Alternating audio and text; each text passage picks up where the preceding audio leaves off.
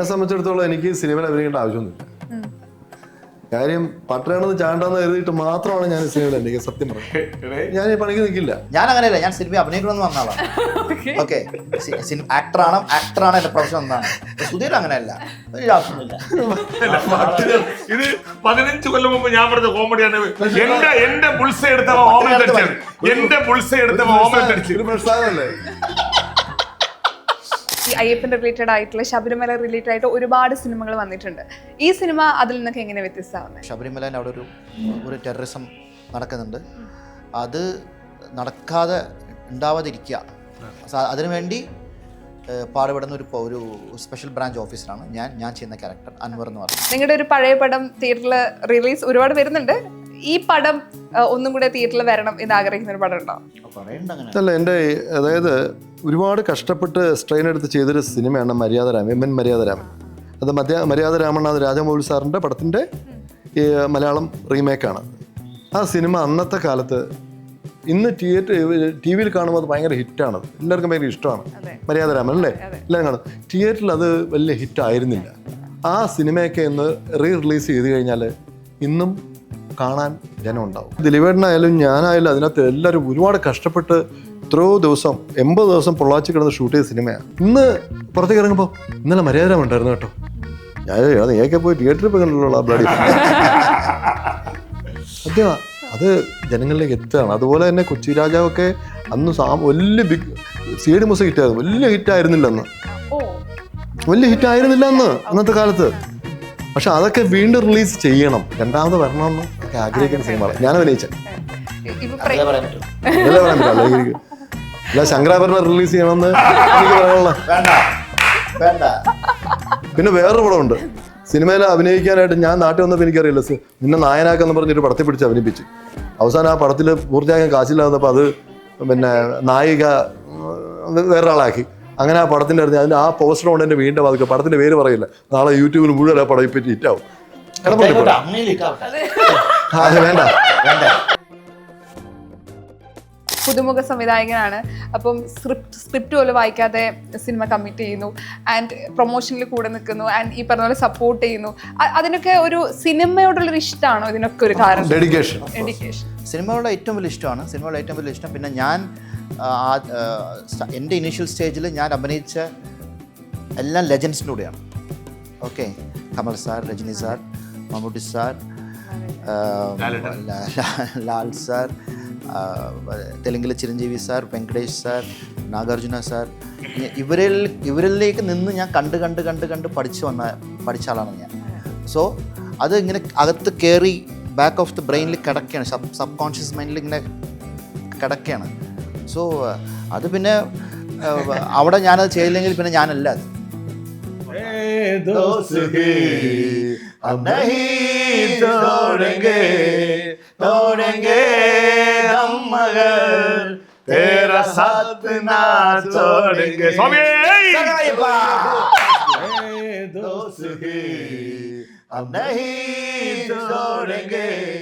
Hi, hello, നമസ്കാരം. സൈന സത് പ്ലസിന്റെ എല്ലാ പ്രേക്ഷകർക്കും സ്വാഗതം. This is me Shijana Jose Prakash. Shri Ayyappan എന്ന ഏറ്റവും പുതിയ ചിത്രത്തിന്റെ വിശേഷങ്ങളുമായിട്ട് ഇന്ന് എൻ്റെ കൂടെ ജോയിൻ ചെയ്യുന്ന ഈ സിനിമയിലെ പ്രധാന വേഷങ്ങൾ കൈകാര്യം ചെയ്ത 3 പേരാണ്.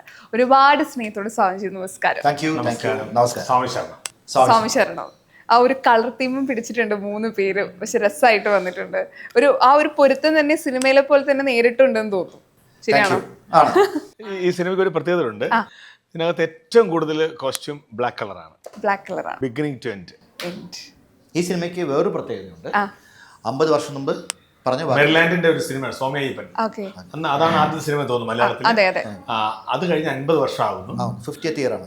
പിന്നെ മാത്രമല്ല അന്ന് മുതലാണ് 50 വർഷത്തിന് മുമ്പാണ് ദാസാറിന്റെ സൗണ്ടിൽ ഹരിവരാസനം പാടി വരുന്നതും ആ സിനിമയിലാണ് വരുന്നത്.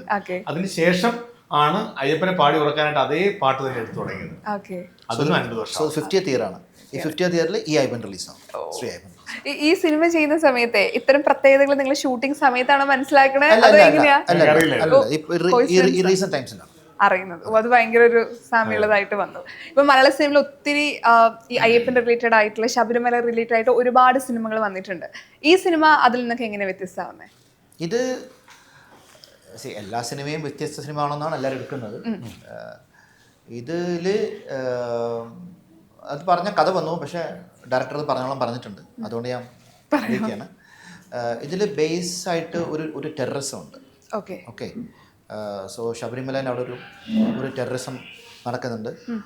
അത് നടക്കാതെ ഉണ്ടാവാതിരിക്കുക, അതിനുവേണ്ടി പാടുപെടുന്ന ഒരു സ്പെഷ്യൽ ബ്രാഞ്ച് ഓഫീസറാണ് ഞാൻ ചെയ്യുന്ന ക്യാരക്ടർ അൻവർ എന്ന് പറഞ്ഞത്. സോ അതാണ് ഇതിൽ വ്യത്യാസം. പിന്നെ ഇതിൽ രാജസ്ഥാൻ മുതൽ പടം തുടങ്ങി മുംബൈയിൽ വന്ന്, പിന്നെ അവിടെ നിന്ന് കേരളത്തിലെ ഒരു കൊച്ചു ഗ്രാമത്തിൽ വന്ന് പടം അവിടെ നിന്ന് തുടങ്ങി. സോ അതിൽ കുറേ കളർ ഷെയ്ഡ്സ് ഉണ്ട്. സോ ഇതൊക്കെയാണ് ഇതിൽ difference between other Ayyappan movies and this. നിങ്ങൾ 3 പേരും ഈ സിനിമയിൽ ഒരു പ്രധാന വേഷത്തിൽ എത്തുന്നു എന്ന് പറയുമ്പോൾ അതിലൊരു സന്തോഷമുണ്ട്. കാരണം നമ്മളെപ്പോഴും കണ്ടുവന്ന സിനിമകളിൽ ഇത്രയും ടാലന്റഡ് ആയിട്ടുള്ള ആർട്ടിസ്റ്റ് ഒരു പ്രധാന കഥാപാത്രത്തിൽ വരണമെന്ന് പല പ്രേക്ഷകരും ആഗ്രഹിക്കാറുണ്ട്. സോ നിങ്ങൾ ഈ സിനിമ നിങ്ങളിൽ എത്തുന്ന സമയത്ത് എന്തായിരുന്നു ശരിക്കുള്ള ഒരു ആദ്യത്തെ റിയാക്ഷൻ എന്തായിരുന്നു? ഇല്ല, ഇവർക്ക് പറയാനുള്ളത് തന്നെ എനിക്ക് പറയാനുള്ളത്. കാരണം ഇതൊക്കെ തന്നെയാണ്. ഇത് ഒത്തിരി വളരെ യാദൃശ്യമായിട്ടാണ് അനീഷ് പറഞ്ഞിട്ടാണ് എന്നെ വിഷ്ണു പടത്തിലേക്ക് വിളിക്കേണ്ട കാശ്, ഇന്ന ക്യാരക്ടർ ഇന്നാൾ ചെയ്താൽ ശരിയാവും എന്ന് വിളിക്കാവുന്നത്. അങ്ങനെ വിളിച്ച് അങ്ങനെയാണ് ഞാനിത് ഇൻവോൾവ് ആകുന്നത്. വന്നു, ചെയ്തു. അതൊരു ഞാൻ ചെയ്തിട്ടുള്ളത് വെച്ചിട്ടൊരു വേറിട്ടൊരു കഥാപാത്രം, ഒരു ഫാമിലി മാനാണ്. മുമ്പേ വില്ലൻ വെടി പുക ഇടിയൊക്കെ അല്ലേ, അതിൽ നിന്ന് മാറിയിട്ട് ഇതൊന്നുമില്ലാത്ത ഒരു കുടുംബമായിട്ട് ജീവിക്കുന്ന, വലിയ ഭക്തിയൊന്നുമില്ലാതെ അവനവൻ്റെ കാര്യങ്ങൾ നോക്കി ബിസിനസ് കുടുംബമൊക്കെ നോക്കി ജീവിക്കുന്ന ഒരാൾ. കണ്ടു പരിചയമില്ലാത്തൊരു കഥാപാത്രം, സിനിമയിൽ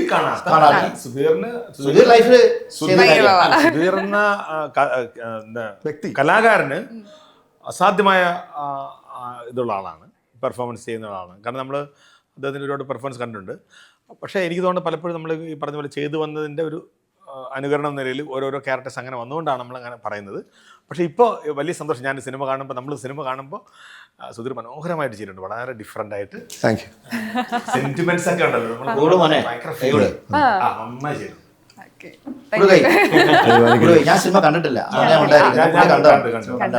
ഞാൻ ഇതിലോ ഈ സിനിമ വിഷ്ണു എനിക്കൊരു 3-4 വർഷമായിട്ട് അറിയാം. വെറുതെ ഫോണിൽ കൂടെ ഹായ് ഹലോ അങ്ങനത്തെ ബന്ധമുള്ളൂ. എപ്പോഴും 2-3 ഇങ്ങനെ കഥകൾ പറയും ഫോണിൽ കൂടെ, വെറുതെ സിംഗിൾ ലൈനിൽ. അപ്പോൾ ഞാൻ ഓൾ ദ ബെസ്റ്റ് വിഷ്ണു പടം എടുക്കട്ടെ. അങ്ങനെയാണ് വിഷ്ണു എൻ്റെ അടുത്തേക്ക് വരുന്നത്. പക്ഷെ ഞാൻ ഇവർ അതായത് പുള്ളി സ്ക്രിപ്റ്റ് വായിച്ചമാരെ ഞാനൊന്നും വായിച്ചിട്ടില്ല.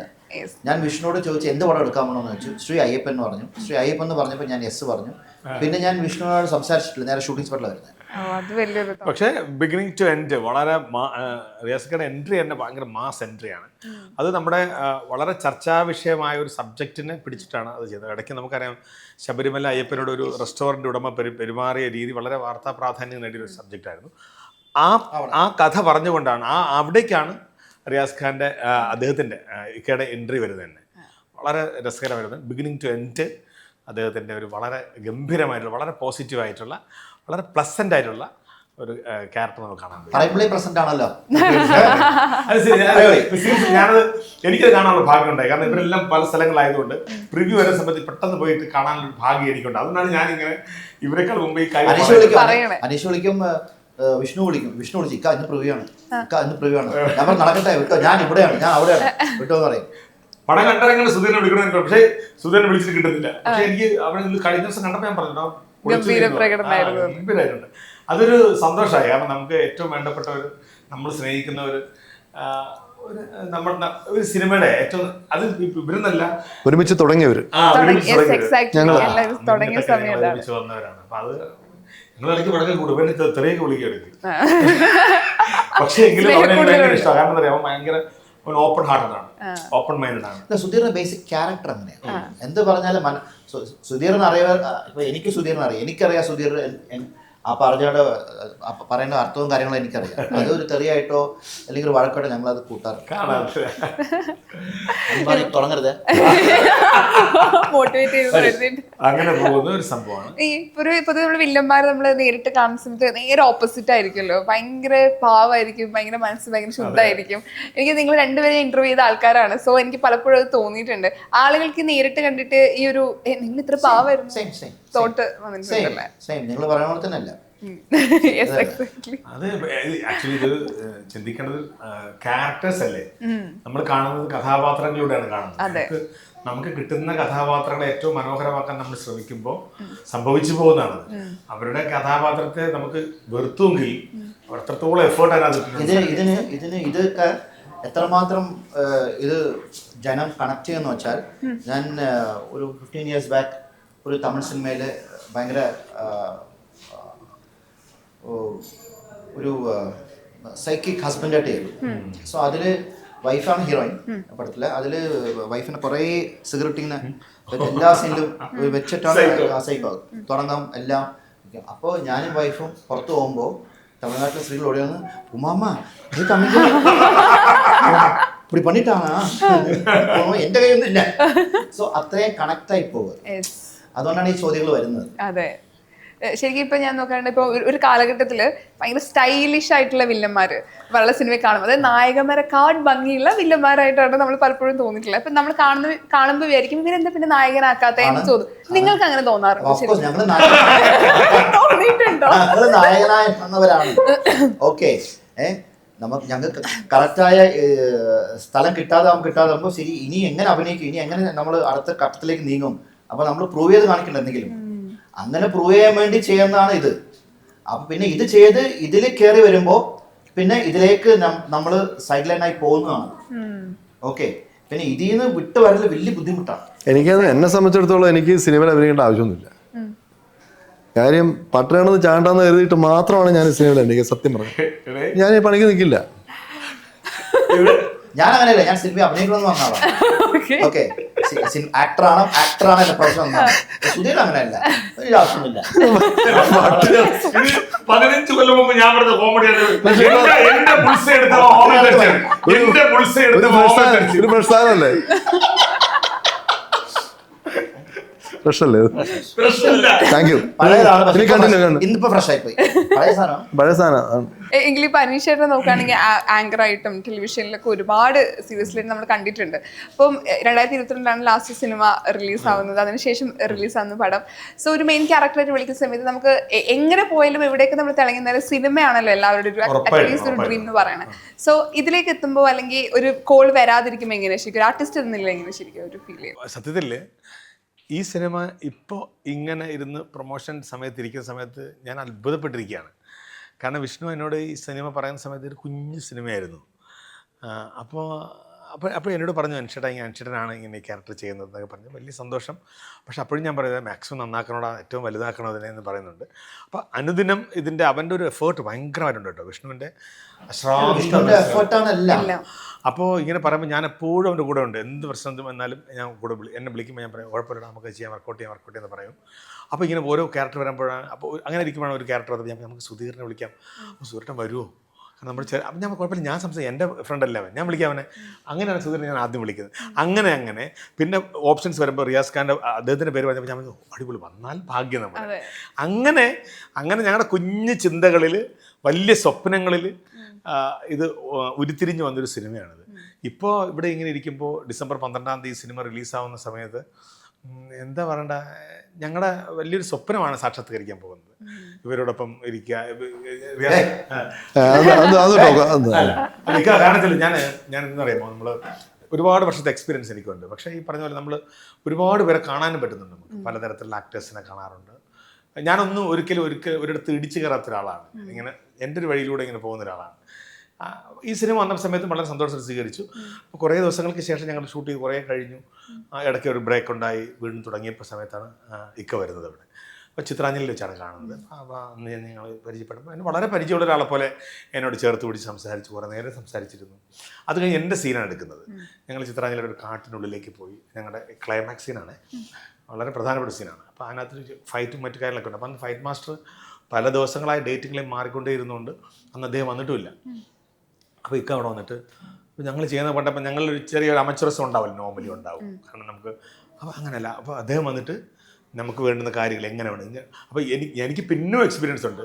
പക്ഷെ കൂടെ ഓപ്പോസിറ്റ് നിൽക്കുന്ന ആൾക്ക് ഒന്നും അറിയാത്ത ഒരാളാണ്. അയാൾ കല്ല് വെച്ച് എന്നെ ഇടിക്കുമ്പോൾ ഉറപ്പായിട്ട് ഞാൻ ചത്തു. ഒരു കല്ലുകൊണ്ട് എന്നെ ഇടിക്കുന്ന സീനാണ്. സിനിമ കാണാൻ പറയാൻ പറ്റും. ഇടിക്കാൻ വരുമ്പോൾ ഇവ ഇടിച്ചാൽ ഞാൻ ചത്ത്. പക്ഷേ എനിക്കൊന്നും പറയാനും പറ്റില്ല, വേറെ ഒന്നുമില്ല, നമുക്ക് വേറെ സോഴ്സസ് ഒന്നുമില്ല. അപ്പോൾ ഇക്ക വന്നു അങ്ങനെയല്ല, അങ്ങനെ മറ്റാൾ പറഞ്ഞു നിങ്ങൾ ആ ശ്രദ്ധിക്കും, അയാൾക്ക് പറ്റും സൂക്ഷിക്കൂ, അദ്ദേഹത്തിന് അങ്ങനെ സംഭവിക്കാൻ പാടില്ല, ഇങ്ങനെ കാണിക്കും. പുള്ളി അഭിനയിച്ച് കാണിക്കുന്നു, പുള്ളി കൊറിയോഗ്രഫി ചെയ്യുന്നു. അപ്പോൾ ഞാനിങ്ങനെ മനസ്സിലാക്കിയാണ്, ഞാനിങ്ങനെ ബാലേട്ട് പോട്ടടാ ബാലേട്ടാ എന്ന് പറഞ്ഞ ആൾ എൻ്റെ ഹൃദയത്തിലേക്ക് ഇരിപ്പുണ്ട്. ഈ മനുഷ്യൻ ഞാനും ചെറിയൊരു ആർട്ടിസ്റ്റ് ആണെങ്കിലും ഞാൻ എപ്പോഴും എല്ലാവരെയും സപ്പോർട്ട് ചെയ്യുന്ന ഒരാളാണ്. ഒരുപാട് പേർക്ക് എന്നിലൂടെ അവസരങ്ങൾ കൊടുക്കാൻ ശ്രമിച്ചിട്ടുള്ള ആളാണ് ഞാൻ, നിർമ്മിക്കുന്ന സമയത്താണെങ്കിലും അല്ലാതെയൊക്കെ. അപ്പോൾ എനിക്ക് ഇവരൊക്കെയാണ് മാതൃകയാവുന്നത്. അപ്പോൾ ഞാനിങ്ങനെ ഇക്ക പറഞ്ഞപ്പോൾ ഞാൻ ശരിയാണല്ലോ. അപ്പോൾ ഞാൻ ആലോചിച്ചിത്രേ ഉള്ളൂ, ഞാൻ പണ്ടൊക്കെ ഒരുപാട് പേർക്ക് അവസരങ്ങൾ കൊടുക്കുന്ന സമയത്ത് എനിക്ക് ആരാ ഒരു അവസരം തരുന്നത്, എനിക്ക് ആരാ എന്നെ സപ്പോർട്ട് ചെയ്യാൻ വരുന്നത് എന്നൊക്കെ ചിന്തിച്ചിട്ടുണ്ട്. അപ്പോൾ അതിലൊരാൾ ഇദ്ദേഹമാണല്ലോ, വളരെ ഗൈഡ് ചെയ്ത് പോകുന്നു. അപ്പോൾ ഇങ്ങനെ ഒരുപാട് പേരെ നമ്മൾ കാണും. ഇങ്ങനെയാണ് നമ്മൾ ഓരോരുത്തരെയും അല്ലേ, നമുക്കായി പറഞ്ഞു വെച്ച ആരോ ഒരാൾ, ഒരിക്കലും പരിചയമില്ലാത്ത, നമ്മൾ സ്വപ്നം പോലും കാണാത്ത ആൾക്കാർ നമ്മളെ വഴികാട്ടികളാവുന്ന സമയങ്ങളുണ്ടല്ലോ. അത് ഒരു സന്ദർഭത്തിൽ എനിക്ക് തോന്നിയിട്ടുണ്ട്, അത് റിയാസ്ക്കാണ്. ആർട്ടിസ്റ്റ് വലുതും ചെറുതൊന്നുമില്ല, എല്ലാവരും വലിയ ആൾക്കാരാണ്. മാർക്കറ്റിംഗിലാണ് വലുതും ചെറുതും വരുന്നത്. ഓക്കെ, അതൊക്കെ നിങ്ങളും will be A super star ആണ്. ഇപ്പം പുതുമുഖ സംവിധായകനാണ്, അപ്പം സ്ക്രിപ്റ്റ് പോലും വായിക്കാതെ സിനിമ കമ്മിറ്റ് ചെയ്യുന്നു, ആൻഡ് പ്രൊമോഷനിൽ കൂടെ നിൽക്കുന്നു, ആൻഡ് ഈ പറഞ്ഞ പോലെ സപ്പോർട്ട് ചെയ്യുന്നു. അതിനൊക്കെ ഒരു സിനിമയോടുള്ളൊരു ഇഷ്ടമാണോ ഇതിനൊക്കെ ഒരു കാരണം? ഡെഡിക്കേഷൻ. സിനിമയോട് ഏറ്റവും വലിയ ഇഷ്ടമാണ്. പിന്നെ ഞാൻ എൻ്റെ ഇനീഷ്യൽ സ്റ്റേജിൽ ഞാൻ അഭിനയിച്ച എല്ലാം ലെജൻസിൻ്റെ കൂടെയാണ്. Okay, Kamal sir, Rajini sir, Mammootty sir, Lal sir, തെലുങ്കിലെ Chiranjeevi sir, Venkatesh sir, Nagarjuna sir, ഇവരിലേക്ക് നിന്ന് ഞാൻ കണ്ട് പഠിച്ച ആളാണ് ഞാൻ. സോ അത് ഇങ്ങനെ അകത്ത് കയറി ബാക്ക് ഓഫ് ദി ബ്രെയിനിൽ കിടക്കുകയാണ്, സബ് കോൺഷ്യസ് മൈൻഡിൽ ഇങ്ങനെ കിടക്കുകയാണ്.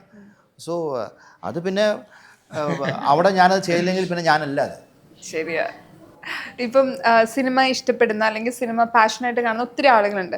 ശരിക്കും ഈ സിനിമ സർവൈവ് ചെയ്യാന്ന് പറയുന്നത് എത്രത്തോളം ബുദ്ധിമുട്ടാണ്? Very tough. Every day fighting ആണ്, എവറി മിനിറ്റ് ഫൈറ്റിംഗ് ആണ്. നമ്മൾ തിരിഞ്ഞ ഈ സീറ്റ് പോവും, കുറേ പ്രാവശ്യം പോവും, വീണ്ടും തിരിച്ചെടുക്കും, വീണ്ടും വീഴും, വീണ്ടും എഴുന്നേറ്റിരിക്കും.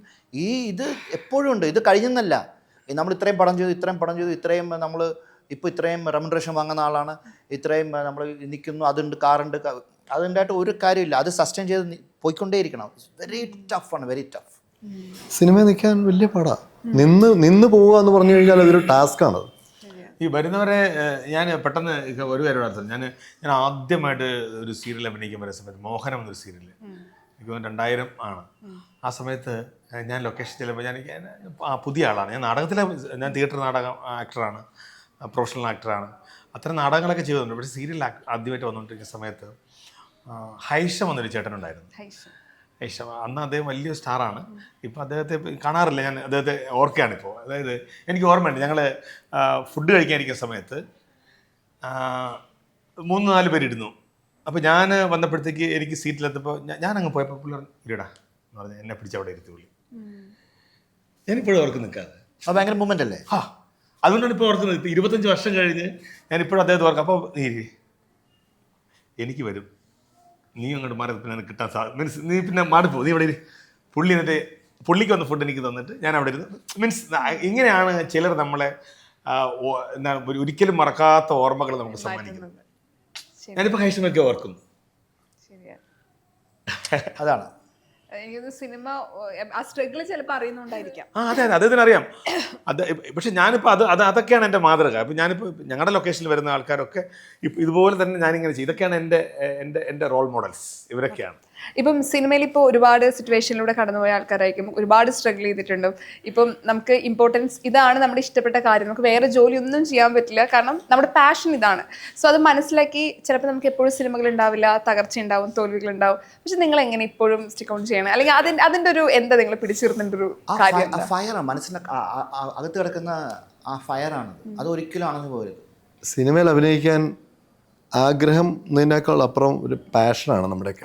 ആ പാഷൻ നിലനിൽക്കുന്നിടത്തോളം കാലം ആ ഫയർ നിൽക്കും. പിന്നെ ഈ നേരത്തെ പറഞ്ഞില്ലേ, ജീവിതം ഇനി ഇത് വിട്ടിട്ട് വേറൊരിടത്തേക്ക് പോകാൻ പറ്റില്ല. ഒരു കാരിയർ ഗ്രാഫ് ആയില്ലേ, ഈ സ്റ്റാർട്ടിംഗ് സ്റ്റേജ് ആണെങ്കിൽ ഓക്കെ, ഫസ്റ്റ് പടം കഴിഞ്ഞു, ഇനി ഇല്ല, അങ്ങനെ ഇഷ്ടംമാതിരി പേരുണ്ട്. ഒരു ഗ്രാഫ് പോയി 35 years ആയി, 35-36 years ആയി. ഇനി ദിസ് ഈസ് ലൈഫ്. അങ്ങനെ ജീവിതത്തിന്റെ ഭാഗമായിട്ട് മാറി നിന്നേ പറ്റുള്ളൂ. ഇപ്പൊ റീ റിലീസിന്റെ കാലാണല്ലോ. ഇപ്പൊ പഴയ പല പടങ്ങളും ഇപ്പൊ റിലീസിന് വരുന്നുണ്ട്. അന്ന് തിയേറ്ററിൽ കാണാൻ പറ്റാത്ത ആളുകളൊക്കെ ഇന്ന് തിയേറ്ററിൽ പോയിട്ട് കാണുന്നുണ്ട്. നിങ്ങളുടെ ഒരു പഴയ പടം തിയേറ്ററിൽ റിലീസ് ഒരുപാട് വരുന്നുണ്ട്. ഈ പടം ഒന്നും കൂടെ തിയേറ്ററിൽ വരണം എന്ന് ആഗ്രഹിക്കുന്ന ഒരു പടം ഉണ്ടോ? അല്ല, എൻ്റെ അതായത് ഒരുപാട് കഷ്ടപ്പെട്ട് സ്ട്രെയിൻ എടുത്ത് ചെയ്തൊരു സിനിമയാണ് മര്യാദരാമൻ, എം എൻ മര്യാദരാമൻ. അത് മര്യാദരാമൻ അത് രാജമൗലി സാറിൻ്റെ പടത്തിൻ്റെ ഈ മലയാളം റീമേക്കാണത്. ആ സിനിമ അന്നത്തെ കാലത്ത് ഇന്ന് ടി വിയിൽ കാണുമ്പോൾ അത് ഭയങ്കര ഹിറ്റാണ്. എല്ലാവർക്കും ഭയങ്കര ഇഷ്ടമാണ് മര്യാദരാമൻ അല്ലേ, എല്ലാവരും കാണും. തിയേറ്ററിൽ അത് വലിയ ഹിറ്റായിരുന്നില്ല. ആ സിനിമയൊക്കെ ഇന്ന് റിലീസ് ചെയ്ത് കഴിഞ്ഞാൽ ഇന്നും കാണാൻ ജനം ഉണ്ടാവും. ഇപ്പൊ ഇത് പറഞ്ഞ പോലെ തന്നെ ഇപ്പൊ ട്രെൻഡിങ് ആയില്ലേ ഭാസ്കര, ഇത് ജലോത്സവം അന്ന് ഇങ്ങനത്തെ പ്രൊമോഷൻ ഇല്ല, ഒന്നുമില്ല. ഞങ്ങൾക്ക് പടം വന്നത് പറഞ്ഞില്ല, പോയി പറഞ്ഞില്ല. It was not a blockbuster film. അതിപ്പോ വരണം തിയേറ്ററിൽ വന്ന ഇപ്പൊ ഫീൽ കിട്ടും. എന്താണെന്ന് വെച്ചാൽ ഇന്ന് മീഡിയ സോ ബിഗ്, ഇത്രയും നിങ്ങൾ പ്രൊമോട്ടേഴ്സ് ഉണ്ട്, ആൾക്കാരുണ്ട്. ആ പടത്തിനെ കൊണ്ടുപോയി വെക്കാൻ സ്ഥലത്ത് വെക്കുമോ? അതിനകത്ത് ദിലീപേട്ടനായാലും, ഞാൻ പറഞ്ഞ സിനിമയ്ക്ക് ദിലീപേട്ടനായാലും ഞാനായാലും അതിനകത്ത് എല്ലാവരും ഒരുപാട് കഷ്ടപ്പെട്ട് എത്രയോ ദിവസം 80 ദിവസം പൊള്ളാച്ചി കിടന്ന് ഷൂട്ട് ചെയ്ത സിനിമയാണ്. അനോച്ചണ്ണ അതിൻ്റെ പ്രൊഡ്യൂസർ. പക്ഷെ ആ സിനിമ സാമ്പത്തികമായിട്ട് പരാജയപ്പെട്ടു പോയത്, വലിയ സാമ്പത്തിക നേട്ടം ഉണ്ടായില്ല. അതൊക്കെ റിലീസ് ചെയ്താൽ ഇപ്പോൾ അത് ഭയങ്കര ഹിറ്റായിരിക്കും. ഞാൻ സംശയം ഇന്ന് പുറത്തേക്ക് ഇറങ്ങുമ്പോൾ ഇന്നലെ മര്യാദരാമൻ ഉണ്ടായിരുന്നു കേട്ടോ, ഞാൻ നീയൊക്കെ പോയി തിയേറ്ററിൽ പോയി കണ്ടുള്ള ബ്ലഡി സത്യമാ, അത് ജനങ്ങളിലേക്ക് എത്തുകയാണ്. അതുപോലെ തന്നെ കൊച്ചി രാജാവൊക്കെ അന്ന് വലിയ ബിഗ് സി.ഡി. മൂസ ഹിറ്റായിരുന്നു. വലിയ ഹിറ്റായിരുന്നില്ല അന്ന്, വലിയ ഹിറ്റായിരുന്നില്ല അന്നത്തെ കാലത്ത്. പക്ഷെ അതൊക്കെ വീണ്ടും റിലീസ് ചെയ്യണം. പക്ഷെ നമ്മുടെ ഫേവറേറ്റ് പടമാണ്. അതേന്നെ, ടി വിയിൽ ഭയങ്കര ഹിറ്റാണ് അത്. അതൊക്കെ തിയേറ്ററിൽ കാണാൻ ഇപ്പോഴും ആളുകൾ കാണുന്നതാണ്.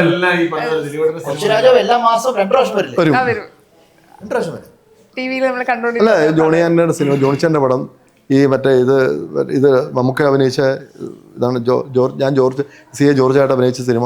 എൻ്റെ പടത്തിന് പേര് പറഞ്ഞു, മെമ്മറി. അതെല്ലാം ഒരുപാട് പടം, മറ്റേ ബയ്യൊക്കെ നല്ല ഇപ്പം ചാനൽ വരുമ്പോഴൊക്കെ ഭയങ്കര ഹിറ്റാ. അതൊക്കെ ഒന്ന് രണ്ടാമത് വരണമെന്ന് അതൊക്കെ ആഗ്രഹിക്കുന്ന സിനിമകളാണ് ഞാൻ അഭിനയിച്ച. അല്ല, ശങ്കരാഭരണം റിലീസ് ചെയ്യണമെന്ന് എനിക്ക് പറയാനുള്ള. പിന്നെ വേറൊരു സിനിമ റിലീസ് ചെയ്യണം, വാസ്തുഹാരം എന്ന സിനിമയുണ്ട്. ഞാൻ ആദ്യമായിട്ട് അഭിനയിച്ച പടം, അരവിന്ദ് സാറിന്റെ പടം. അതിനകത്ത് ഞാനൊരു റെസ്റ്റോറൻറ്റ് നിന്ന് ചായ കുടിക്കുന്നൊരു ഷോട്ടാണ്.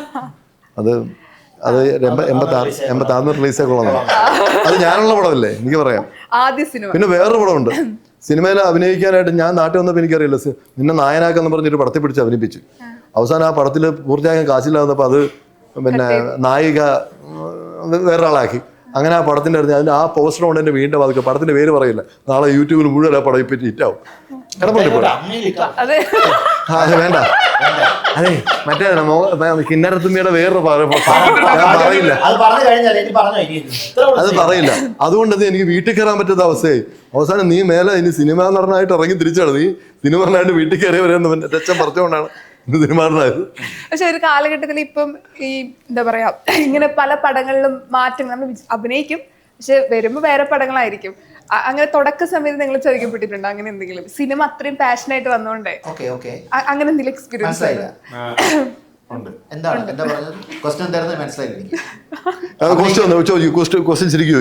സിനിമ ഭയങ്കര പാഷനായിട്ട്, അപ്പൊ നിങ്ങൾ ചെയ്ത പടം അഭിനയിച്ചു, തിരിച്ചു വന്ന് റിലീസ് ആകുമ്പോഴേക്ക് നമ്മൾ ഇങ്ങനെയല്ല അഭിനയിച്ചത്, കഥ മുഴുവനായിട്ട് മാറി എക്സ്പീരിയൻസ് ഉണ്ടോ? അനീഷേട്ടൻ എന്താ പറയുന്നത്?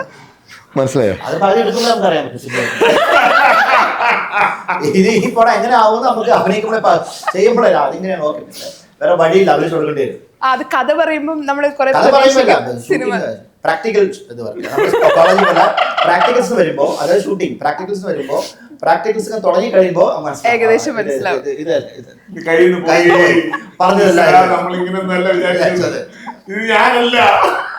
അപ്പൊ എന്തായാലും നിങ്ങൾ 3 പേര് പാട്ട് ഭയങ്കര എൻജോയ് ചെയ്യുന്ന ആളുകളാണ്, പാട്ട് പാടുന്ന ആളുകളാണ്. വൈൻഡപ്പിന് മുമ്പ് നിങ്ങൾ 3 പേരും ആ ഒരു ഫ്രണ്ട്ഷിപ്പ്